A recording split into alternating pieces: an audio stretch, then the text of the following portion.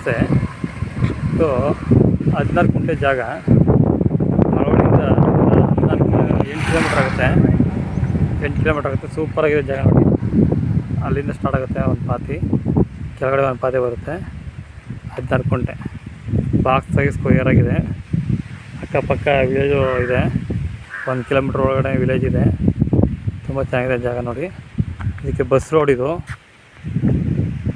Bus ರೋಡ್ಗೆ attach ಆದಂಗಿದೆ. ನಿಮಗೆ road space ಒಂದು ಇಲ್ಲ ಅಂದರೂ ನಿಮಗೆ ಒಂದು 150ರಿಂದ 200 ಅಡಿ ಬರುತ್ತೆ. ಬರುತ್ತೆ 170-200 ಅಡಿ ಬರುತ್ತೆ ಜಾಗ ನೋಡಿ. ಸ್ಕ್ವೇರಾಗಿ ಬಾಕ್ಸ್ ಆಗಿದೆ.